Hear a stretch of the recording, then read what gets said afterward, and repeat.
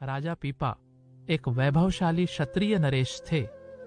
उन्हें इस बात की जानकारी थी कि रविदास जी एक पहुंचे हुए महात्मा हैं, पर एक क्षत्रिय जाति का राजा होने के कारण उन्हें एक नीची जाति के महात्मा के पास खुल्लम खुल्ला जाने में शर्म आती थी। एक दिन गंगा स्नान का मेला था और उनके शहर के प्राय सभी लोग शहर से बाहर गंगा किनारे मेला देखने चले गए थे। राजा पीपा को मौका मिला। वे चुपके से गुरु रविदास जी की झोंपड़ी पर जा पहुंचे और पहुंचते ही उन्होंने रविदास जी से नामदान के लिए विनती की। रविदास जी उस समय चमड़ा भिगोने के कुंड में से पानी निकाल रहे थे और पानी का डोल उनके हाथ में था। उन्होंने सोचा कि आखिर राजा उनके दरवाजे पर आया है, इसे कुछ दे दें। उन्होंने उसी डोल के पानी को लेकर राजा से कहा, राजा ले, यह चरणामृत पी ले। राजा के मन में झिझक हुई कि एक क्षत्रिय राजा होकर एक नीची जाति वाले के हाथ का पानी कैसे पिए, पर गुरु रविदास जी के सामने स्पष्ट इनकार कर पाना भी कठिन था।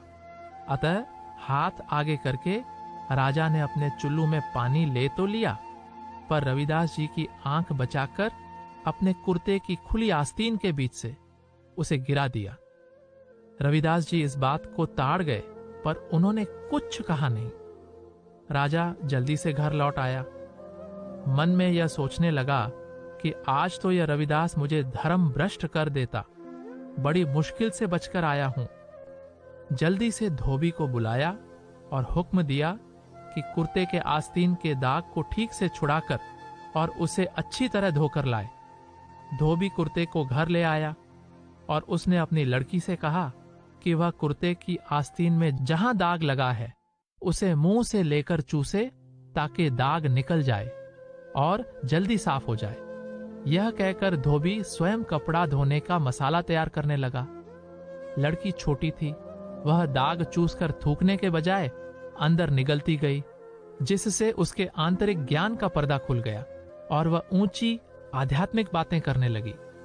धीरे धीरे शहर में यह बात फैल गई कि एक धोबी की लड़की बहुत बड़ी महात्मा है। राजा पीपा को भी इसका पता चला। राजा के दिल में आध्यात्मिकता के प्रति खिंचाव तो था ही। वह चुपके से एक रात उस लड़की के पास जा पहुंचा। लड़की राजा को देखकर हाथ जोड़कर उठ खड़ी हुई। राजा ने कहा, देख बेटी, मैं तेरे पास एक भिखारी बनकर आया हूं, राजा बनकर नहीं।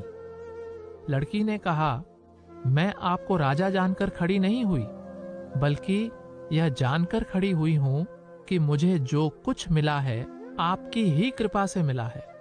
उसने बताया कि किस प्रकार राजा के कुर्ते के दाग को चूसने से उसे आंतरिक ज्ञान का भेद प्राप्त हुआ।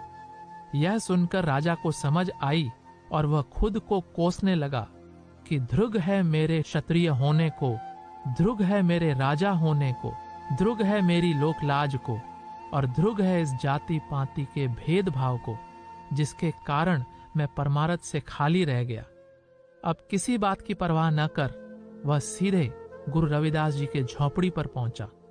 गुरु रविदास जी से उसने विनती की, गुरुदेव, वही चरणामृत फिर बख्शें।